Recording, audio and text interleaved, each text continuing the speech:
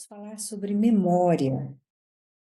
A taxonomia da memória, como nós conhecemos hoje, veio de uma trajetória longa e nós sabemos também que esta taxonomia atual, que é a classificação dos subtipos de memória, não é considerada rígida. Ela com certeza vai sofrer modificações em breve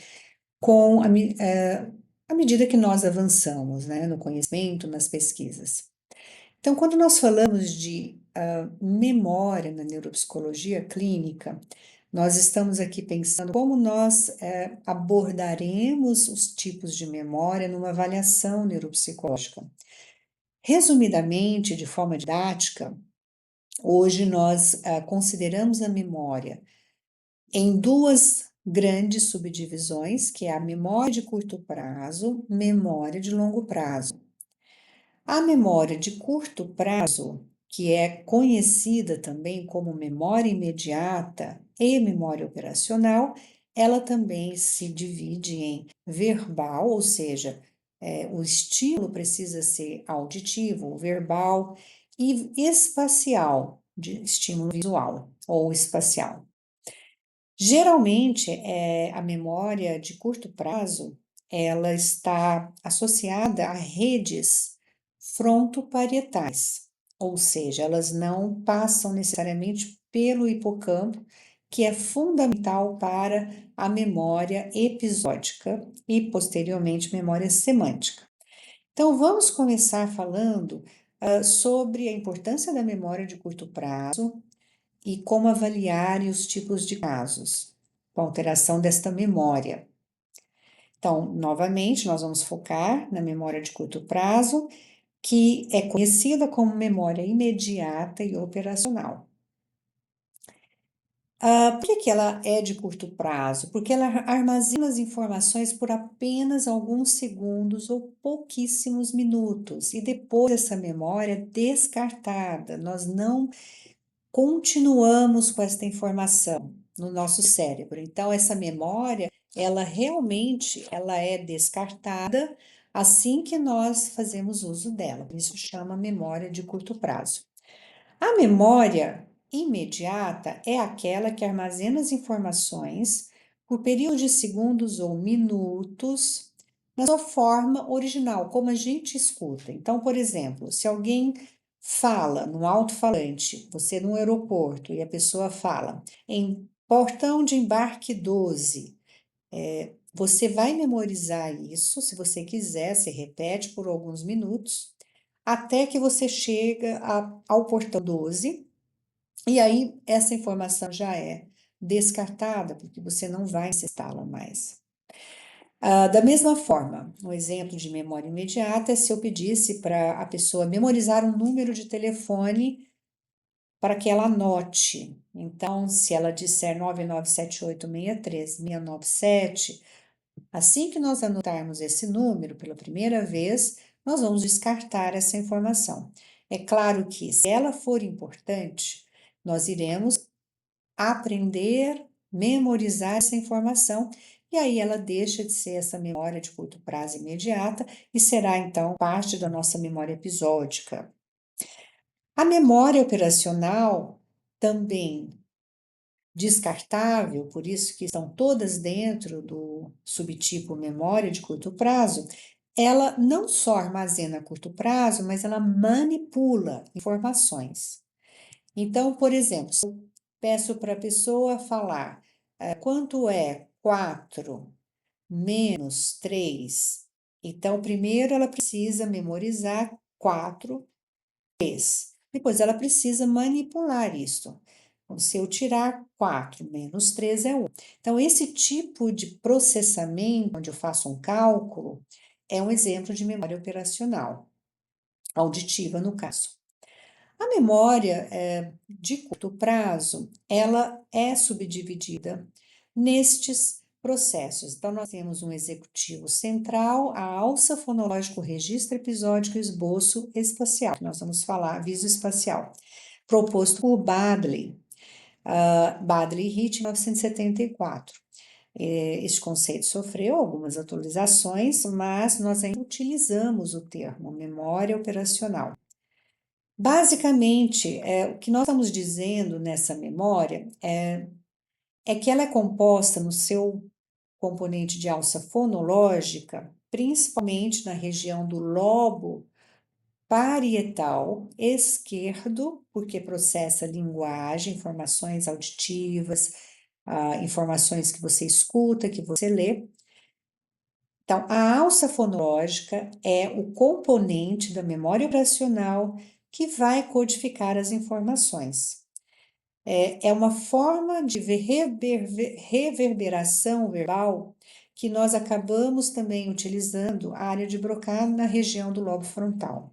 Então, quando nós estamos ouvindo aquele exemplo, embarque no portão 12, por exemplo, nós estamos repetindo essa informação até chegarmos no local e depois a gente descarta. Então, a alça fonológica permite esta reverberação. O esboço visoespacial, ele está no outro hemisfério, no hemisfério direito, ele codifica as informações visuais e espaciais. Então, ele permite que você fique reverberando uma imagem, por exemplo. Então, eu preciso localizar um exemplo, né?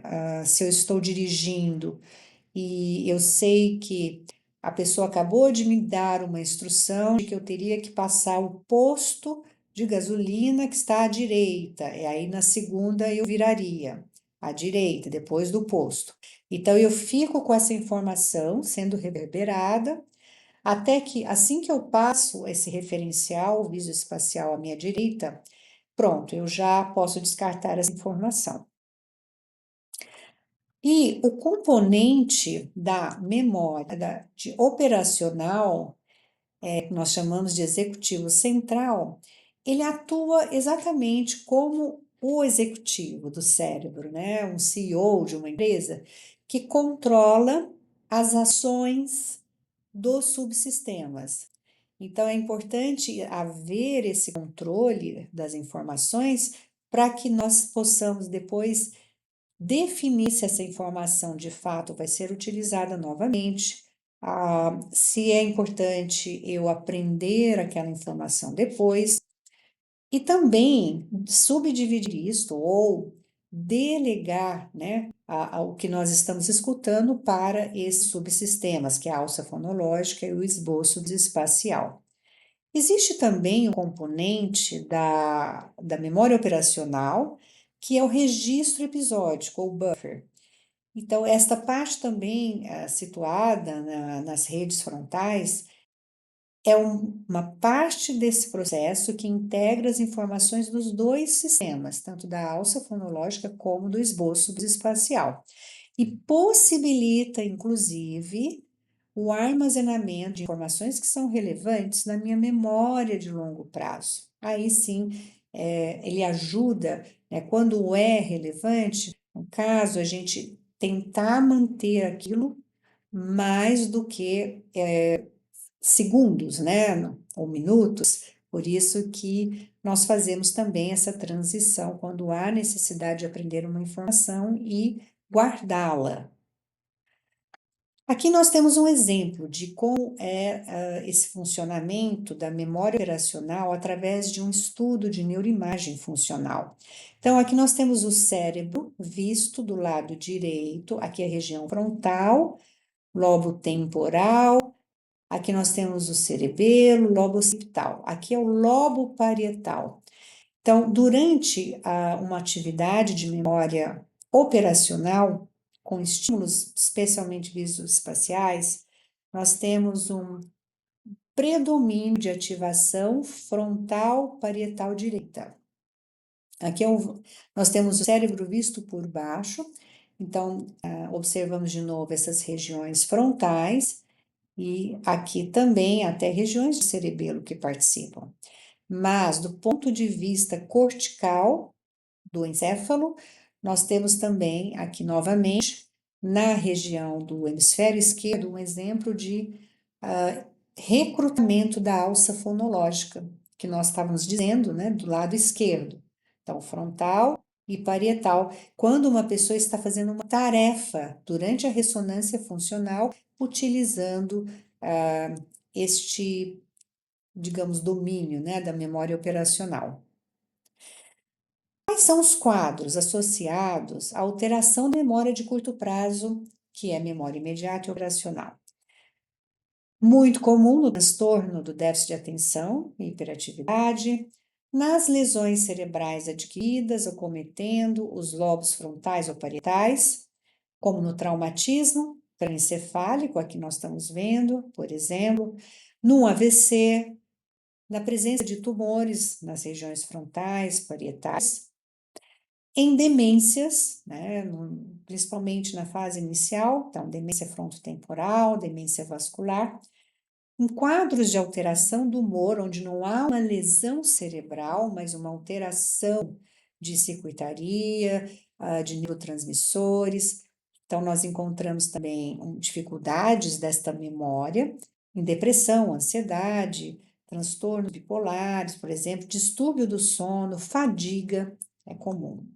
Então, novamente, aqui vendo o exemplo do traumatismo crânioencefálico, nós podemos ver, quando falamos de lesão axonal difusa, existe um rompimento, né, do corpo do neurônio com o axônio, e isso de uma forma muito pervasiva no cérebro. No momento que nós fazemos esta movimentação golpe contra golpe, por exemplo, no caso, dentro de um carro, né?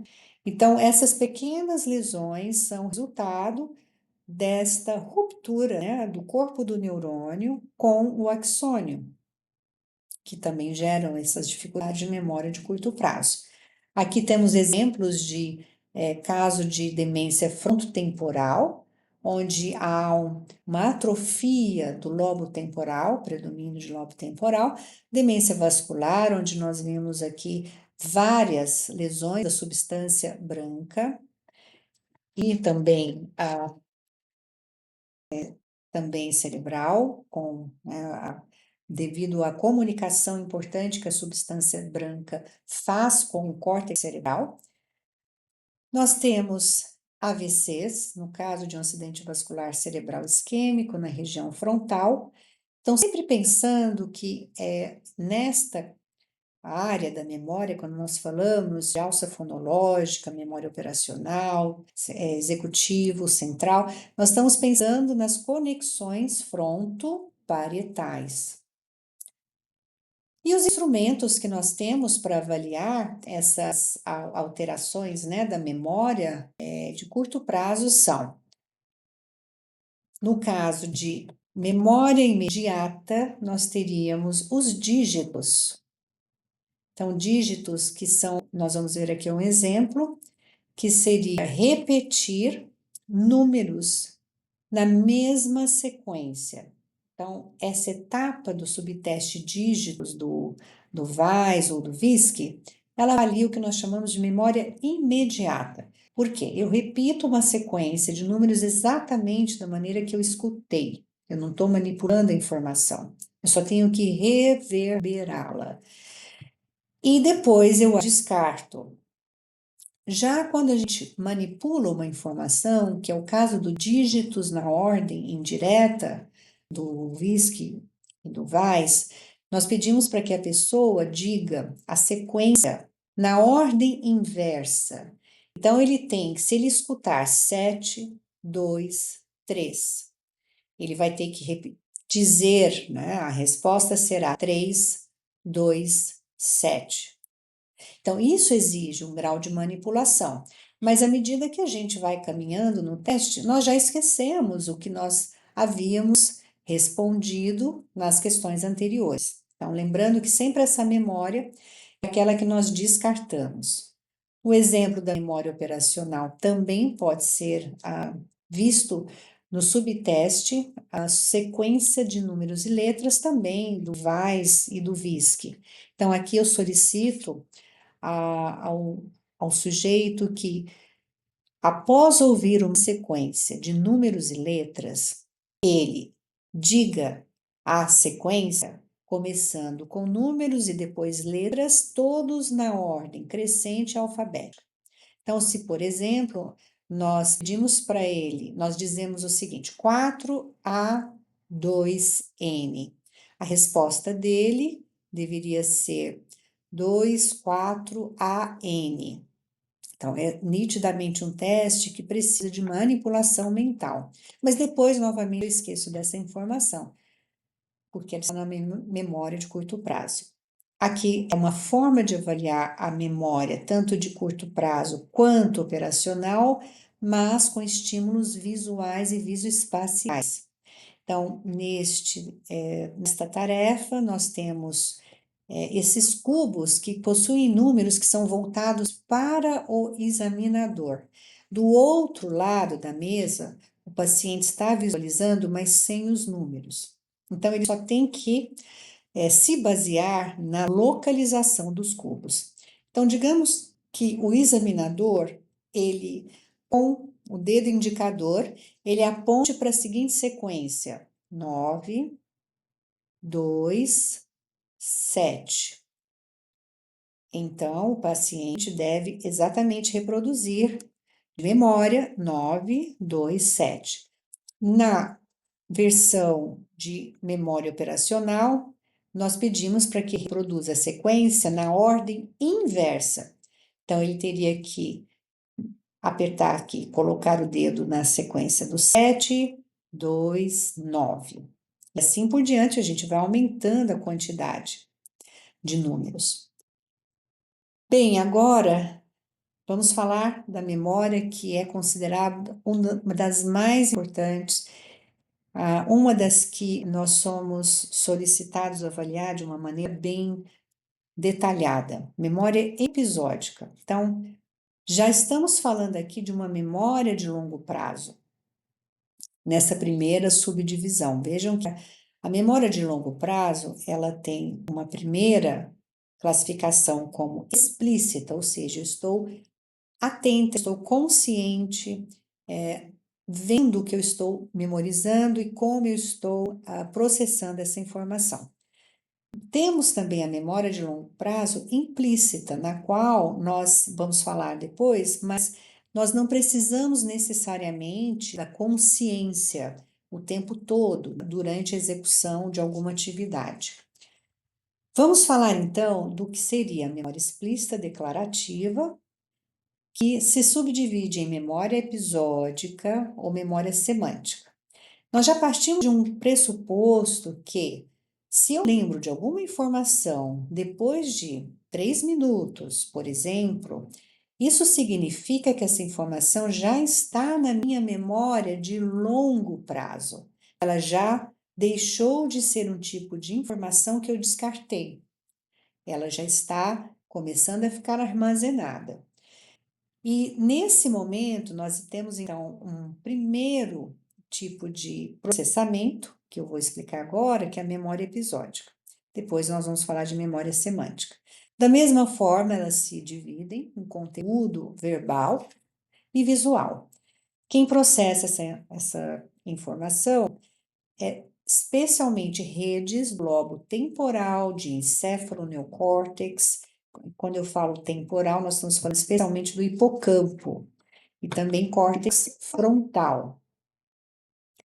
Bem, estamos falando de memória de longo prazo, aí sim nós temos que pensar numa sequência de eventos, de etapas, que envolve desde o primeiro contato com aquela informação. Então, se alguém está me contando um evento que aconteceu, eu estou escutando aquela voz, as palavras, mas aquilo chega no meu cérebro e é codificado. Então, ele é codificado e transmitido, né? Esses estímulos que foram codificados, eles são transmitidos para a região que nós chamamos aqui do hipocampo, que é exatamente aqui esta região que é responsável pelo armazenamento da informação. No momento posterior, quando eu precisar recordar aquela história que a pessoa me disse, Eu estou recrutando, então, tanto as regiões frontais quanto regiões hipocampais, redes que envolvem estas regiões, porque eu preciso buscar no hipocampo essa informação que eu aprendi, que eu memorizei. Bem, então isso são estágios, né, que essas informações passam. Agora a gente vai falar especificamente do que é a memória episódica, porque esses estágios também ocorrem nas outras memórias, mas aqui nós vamos falar especificamente da memória episódica agora. É um sistema que armazena as informações sobre eventos, acontecimentos, que são vividos pessoalmente por cada um. E isso ocorre num determinado tempo, contexto. Então, por exemplo, se nós estamos falando do que cada um de nós fez, por exemplo, hoje de manhã, ou uma semana atrás, ou no último ano novo, ou exemplo, estamos pensando, lembrando onde guardamos alguns objetos que nós utilizamos, o meu trajeto, informações que eu leio no livro, nós estamos dando exemplos de memória episódica. Então, de novo, ela pode ser verbal, se são conteúdos que eu escuto, auditivos ou lidos. Ela pode ser também visoespacial, exemplo, onde eu estacionei meu carro, onde eu guardei meus óculos. E ela possui uma etapa que é de recordação imediata, ou seja, então, se eu conto uma história para um paciente e ele recorda aquela história após eu terminar de contá-la, eu estou dizendo que essa é uma etapa da evocação imediata. Não é memória imediata, gente. Aqui muito cuidado, porque é muito comum confundir esta etapa que nós estamos chamando de evocação imediata com memória imediata. Nós vimos ali atrás que memória imediata, ela não é armazenada, ela é descartada. Se eu já estou repetindo uma informação que eu escutei, mesmo que depois de uns segundos, né, minutos, essa informação já está começando a ficar armazenada, ela não está sendo descartada. Então, aqui, por isso, nós damos um nome de evocação imediata para não gerar confusão com memória imediata. Porque muitas vezes, no momento em que você precisa fazer uma evocação imediata, às vezes já se passaram segundos ou um minuto. Nós temos uma etapa que é a evocação tardia, é lembrar dessa informação após o período de tempo, por exemplo, 30 minutos. E temos uma etapa da memória episódica que chama reconhecimento, onde eu memorizo, eu tento me lembrar da informação com algumas pistas, o que facilita, né, a recordação. Então, novamente, só recapitulando, os correlatos neurais da memória episódica são essas regiões, aqui a gente chama do córtex ou região temporomesial, do lobo temporal, tanto esquerdo quanto direito, que envolve aqui o hipocampo, temos aqui o córtex perinal, as conexões com o córtex frontal, sistema límbico, e também nós temos aqui o córtex pré-frontal, que atua na memória episódica, organizando as informações, atuando na codificação delas e também na recordação, que a gente chama de evocação também. Temos a amígdala, que participa da memória episódica, dando aquele tom emocional à informação. Nós sabemos que informações que são vividas com maior envolvimento emocional, elas geralmente são lembradas, assim como aquelas que são emoções negativas também tendem a ser esquecidas de forma mais rápida. A tálamo, que envolve a formação de novas memórias, participa também na memória operacional, e o hipocampo, né, que nós comentamos, que é a região fundamental para armazenar as informações. Importante lembrar que no hipocampo as informações ficam armazenadas provisoriamente.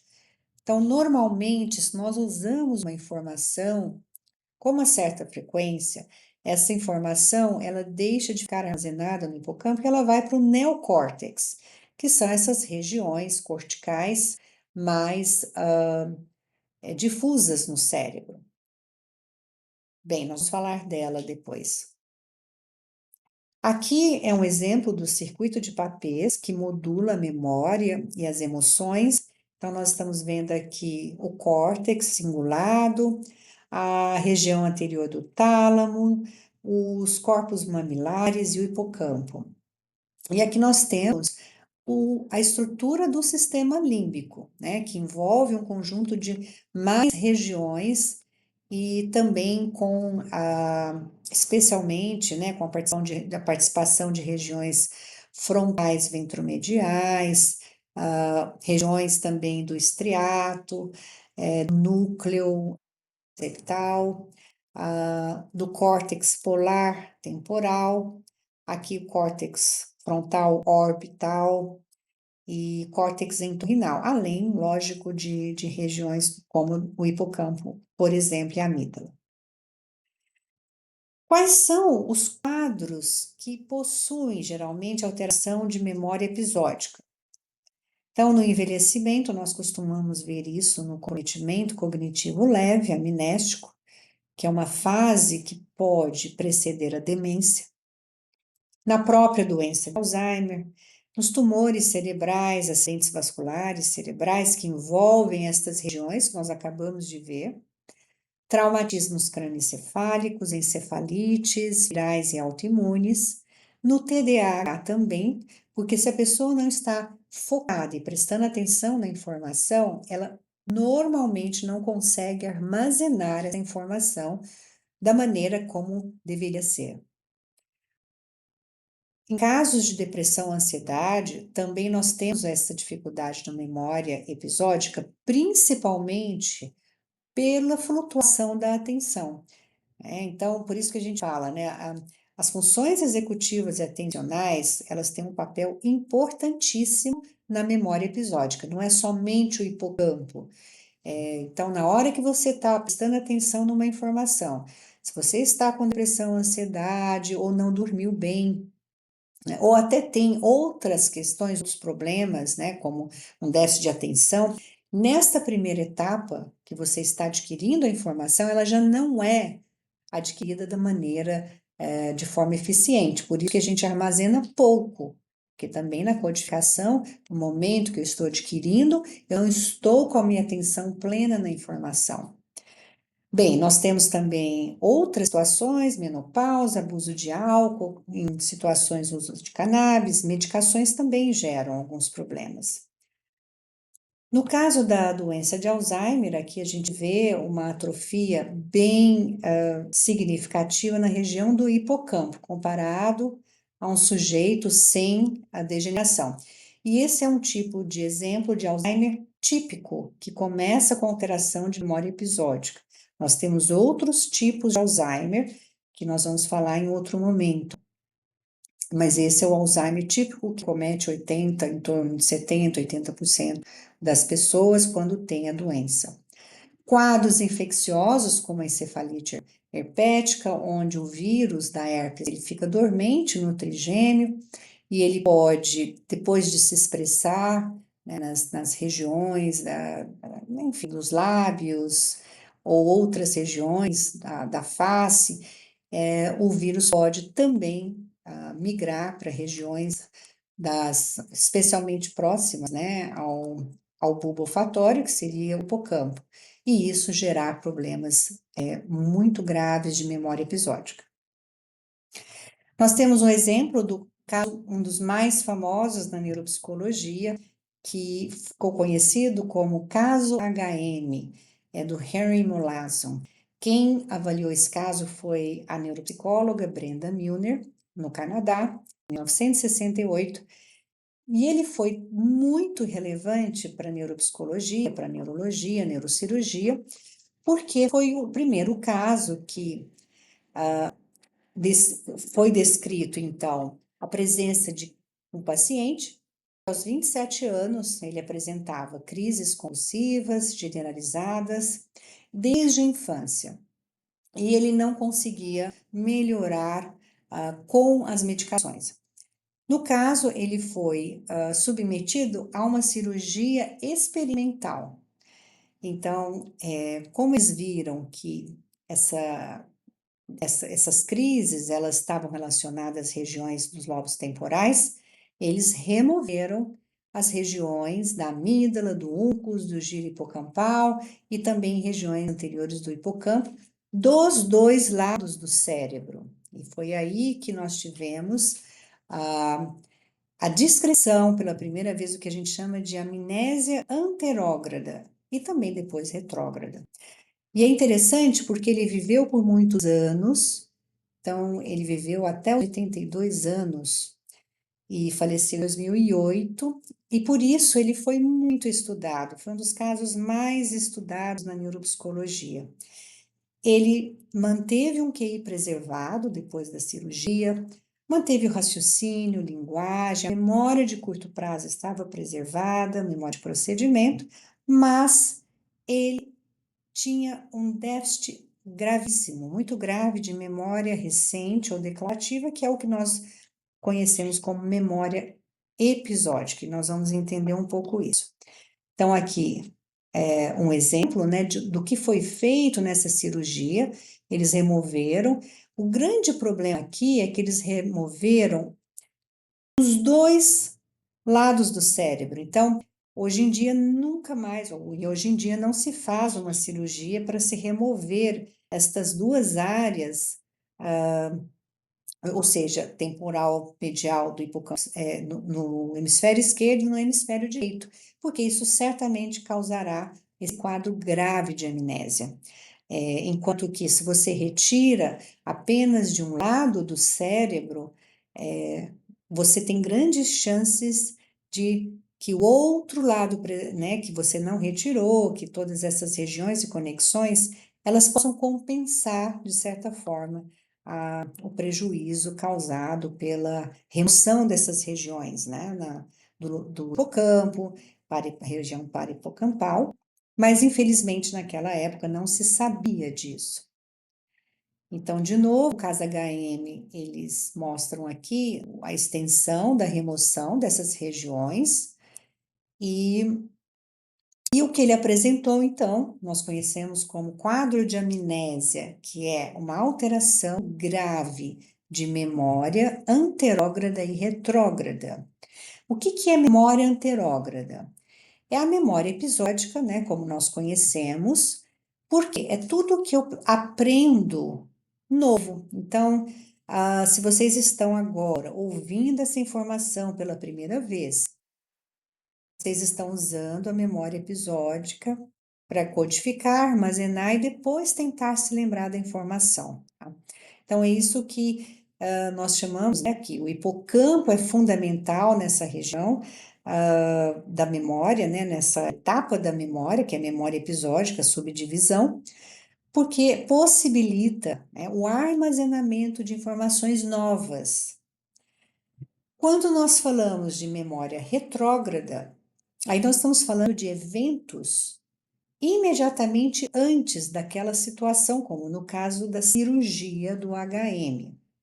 Então, um dia antes da cirurgia, um mês antes, um ano antes, existe aí em vários casos um período de esquecimento mesmo, da pessoa não conseguir lembrar de informações que aconteceram com ela, né, no dia a dia, que pode chegar até 10 anos antes daquele evento. Então, a gente considera esse quadro, né, quando a pessoa tem realmente uma alteração muito grave de memória anterógrada e memória retrógrada, a gente está chamando de amnésia. E isso num contexto, né, de preservação das outras capacidades cognitivas da pessoa, incluindo a memória de curto prazo e a memória implícita. Então, visualmente, a gente pode ver isso aqui no caso do HM, né? Tudo que ele viveu depois da cirurgia, ele não lembrava.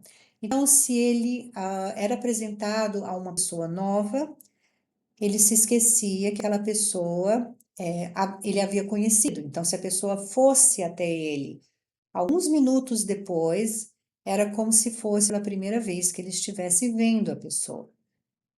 Em muitos casos, nós temos então também esquecimento, né? A amnésia para eventos do passado. Então, a gente tem um gradiente aqui que começa de minutos antes, né? Ou então alguns anos antes. E isso não ocorre, gente, apenas com cirurgia no cérebro. Isso também pode acontecer em casos de infecções, como encefalites, infecciosas, no caso de herpes, como encefalites autoimunes, até mesmo em casos mais graves de AVC, ou até mesmo, eventualmente, tumores que possam comprometer estas regiões temporomesiais. Quais são os instrumentos para memória episódica? Nós temos tipicamente o teste de memória episódica verbal, que é o Reauditory Verbal Learning Test, o RAVLT, que é uma lista de palavras, 15 palavras, que nós lemos ao paciente por 5 vezes. Mas em cada vez que essa lista é lida, o paciente tem que se recordar. E nós, então, anotamos aqui o número de palavras que ele se lembra. Após ele ouvir uma vez, depois nós falamos a mesma lista, mais uma vez, e nós anotamos aqui na coluna 2 as palavras que ele se lembra. Lemos a lista pela terceira vez e anotamos, pela quarta, anotamos, pela quinta. Em seguida, nós lemos uma lista distratora, que são palavras diferentes, e pedimos para que ele recorde essa lista distratora. Na sequência, nós pedimos que ele se lembre das palavras da primeira lista, sem que nós tenhamos que ler para ele. E, por fim, na evocação tardia, nós temos, depois de 25 minutos, nós pedimos a ele que recorde as informações desta lista.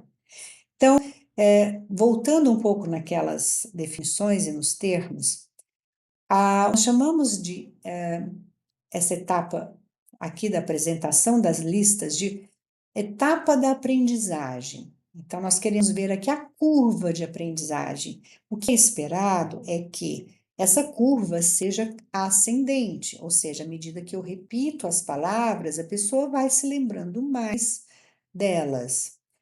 Quando nós temos uma curva que oscila, então, ora ele lembra bem, depois ele não lembra essa mesma quantidade, até menos, depois volta a se lembrar bem, mas depois ele perde, ele não consegue manter aquele número de palavras. Nós estamos observando exatamente aquele exemplo, né, que nós demos de dificuldades na codificação por questões atencionais, de funções executivas, né? Muito comum isso num quadro de TDAH ou pessoas com depressão, ansiedade.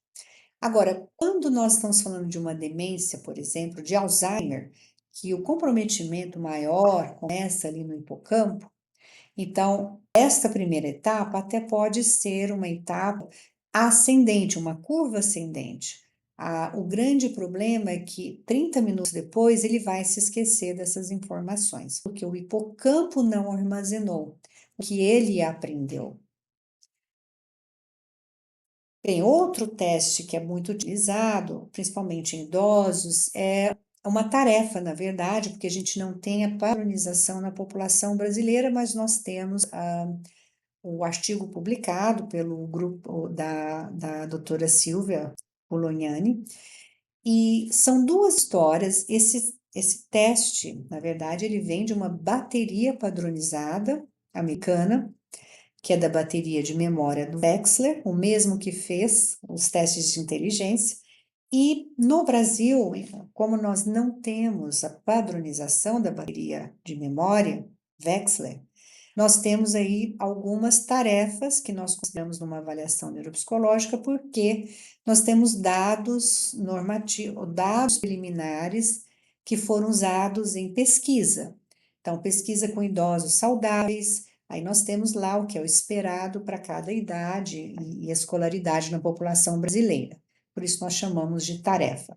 Então, aqui você lê uma história, pede para que ele conte tudo o que ele pudesse lembrar. Na sequência, você lê uma segunda história e pede para que ele conte o que ele acabou de se lembrar.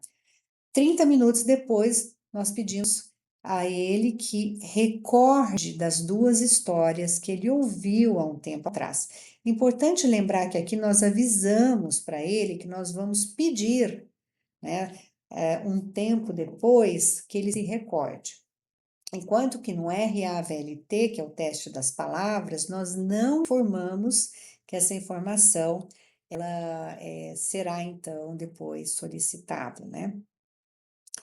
Figuras complexas de rei, nós temos que aqui avalia a memória episódica, visoespacial, na qual nós apresentamos uma figura complexa, por exemplo, e pedimos que eles copiem.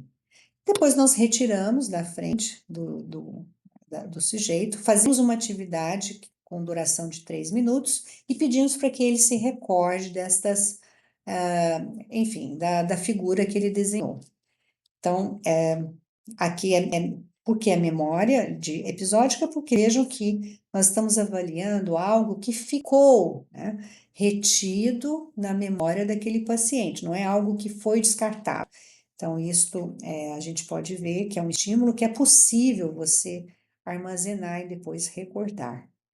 Memória semântica, então, lembrando que aqui nós estamos falando que é um subtipo de memória de longo prazo, ela se diferencia da memória episódica porque ela armazena as informações sobre fatos, independente da minha vida, né? Então, por exemplo, saber que cadeira é um objeto para se sentar, um móvel. Se vocês olharem aqui, vocês vão, na hora, se lembrar que isso é o mapa do Brasil.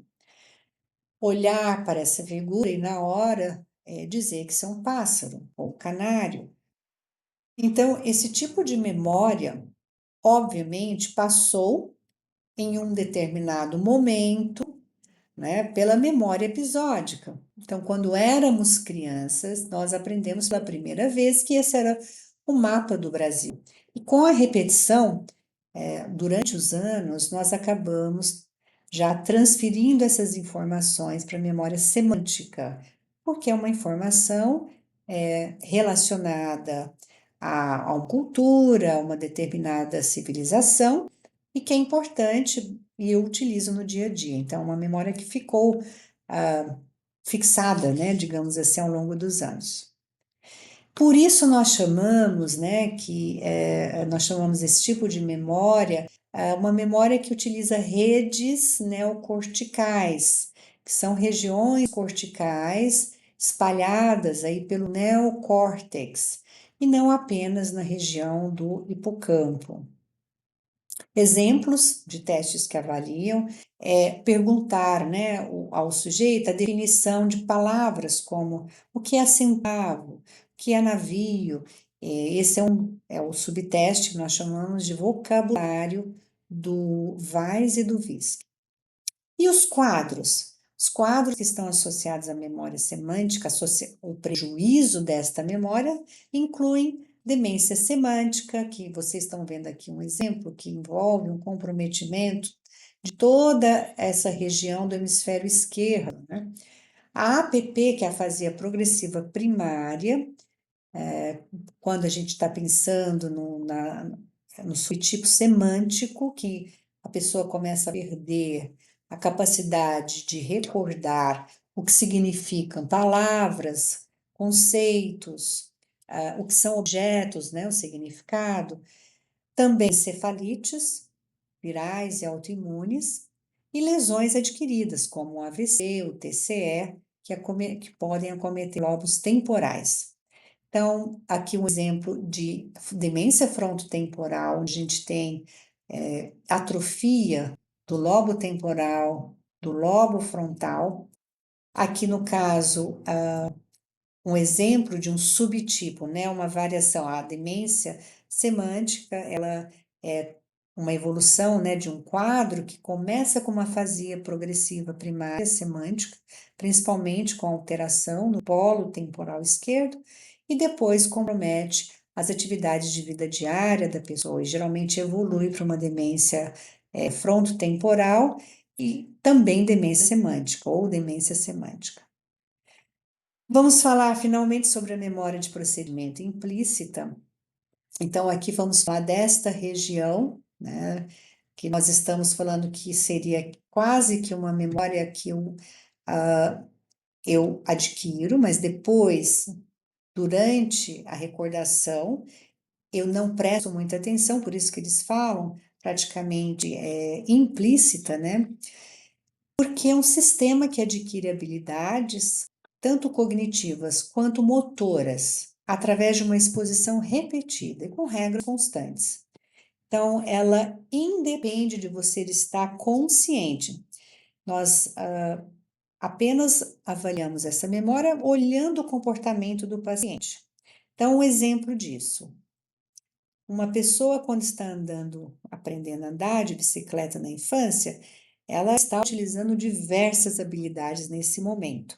No momento em que ela aprende, e isso exige, né, a habilidade motora, a pessoa pode depois usar uma bicicleta e enquanto ela está usando a bicicleta, ela pode estar conversando, ela pode estar prestando atenção na rua. Então, ela não precisa estar focada, né, em cada detalhe do pedal da bicicleta, do guidão, quando apertar o breque. A mesma coisa quando a gente dirige.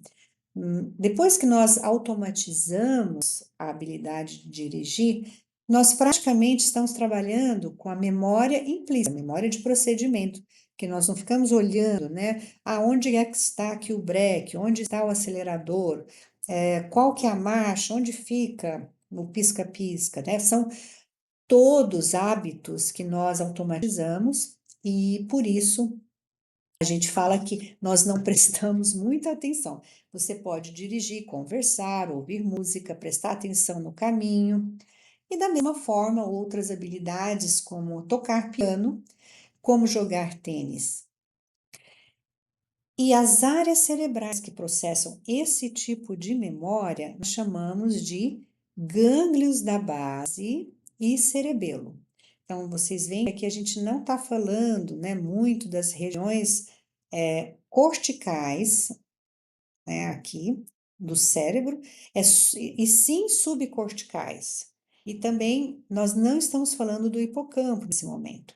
Então, são regiões muito importantes, que a gente fala gânglios da base, a gente está falando núcleo caudado, do tálamo, putâmen, globo pálido, substância negra, e aqui o núcleo subtalâmico. Então, são outras regiões importantes.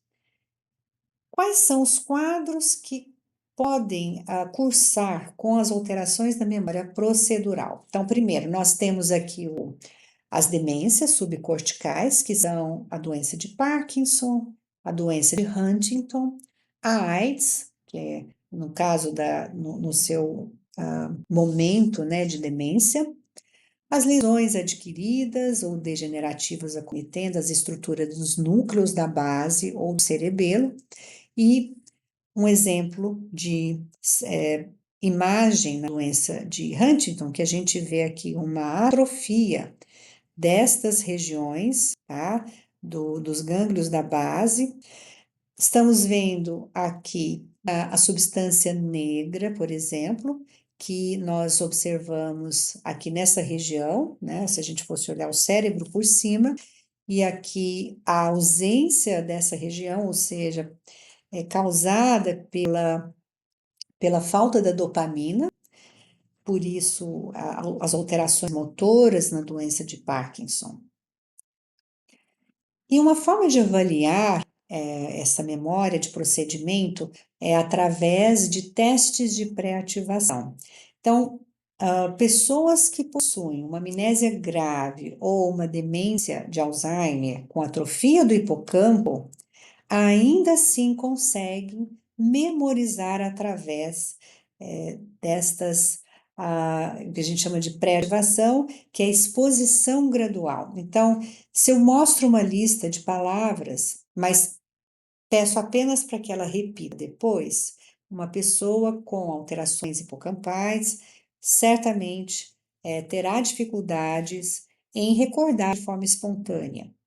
Porém, se eu apresento a lista e depois eu mostro uma parte da palavra, seja o começo, seja o fim, é muito provável que essa pessoa vá se lembrar da palavra. Então, por isso é que nós chamamos aqui, isso é um teste de pré-ativação, porque eu estou dando um estímulo que teoricamente vai ativar a palavra que eu estou buscando. Então, isso para conteúdo verbal. No caso de visual, nós temos aqui um teste, uma tarefa, né? Porque não tem padronização no Brasil. Então, eu peço para a pessoa memorizar duas figuras, teste de Gollings, e depois eu mostro silhuetas da figura e peço para que ela tente se recordar. O que a gente observa é pessoas com, por exemplo, doença de Alzheimer, são capazes de aprender a memorizar utilizando esse tipo de estímulo ou pista. Por quê? Gânglios da base, cerebelo estão preservados. Então, essa é uma maneira da gente ensinar em reabilitação, por exemplo, quando a pessoa quer aprender nomes, ou reaprender os nomes dos filhos, nós trabalhamos então com a foto, com o nome e vamos retirando gradativamente algumas sílabas do nome do filho até essa pessoa aprender. Se ela se esquecer, nós apresentamos só uma primeira sílaba do nome e isso geralmente costuma ajudar ela a se recordar. Então, é muito utilizado em reabilitação. E por fim, agora, a memória prospectiva. O que seria essa memória? É um sistema que nos ajuda a lembrar o que nós queremos fazer depois, né, no futuro. Pode ser um futuro próximo, um futuro mais distante. Essa memória, ela também depende de regiões do córtex pré-frontal e ela também precisa trabalhar com a memória episódica. Então, se eu tenho que me lembrar de ligar para um amigo hoje à noite, porque é o aniversário da pessoa, então eu estou associando o que a gente chama da memória prospectiva, que é criar uma ação, uma intenção, mas ao mesmo tempo eu preciso lembrar, né, que meu amigo faz aniversário hoje, então isso também é uma parte da memória episódica. O que nós temos de instrumentos, inclusive aqui, geralmente tem muitas pessoas que mudança de lugar ou colocam uma fitinha, algo estranho para aquilo chamar a atenção e ela saber que é algo que ela tinha usado para se lembrar de alguma coisa. Então, aqui nós temos um exemplo de uma tarefa de memória prospectiva, onde vocês podem encontrar no livro do Manual de Avaliação Neuropsicológica, volume 1, e também no Neuropsicologia Clínica, onde nós solicitamos ao paciente que lembre de 3 objetos que serão guardados na sala. Então, você pode colocar uma borracha debaixo da mesa, um lápis dentro da gaveta, e poderia, por exemplo, pegar uma chave, colocar abaixo do teclado e falar 3 informações. Então, pedir para que ele se lembre o dia de hoje, pedir para que ele se lembre de uma notícia recente, você também pode dizer qual é a notícia, e mais uma outra informação. Então, por exemplo, qual é o endereço que ele reside. Depois de um determinado tempo, por exemplo, 15 minutos, você vai colocar um cronômetro e vai acionar esse alarme 15 minutos depois, e é onde ele tem que se lembrar sozinho destas 6 informações. Então, ele tem que repetir onde estão os objetos e quais são as 3 frases. Então, esse é um exemplo de uma tarefa que nós esperamos que ele consiga lembrar, né, dos 3 objetos e das 3 informações verbais. Obrigada.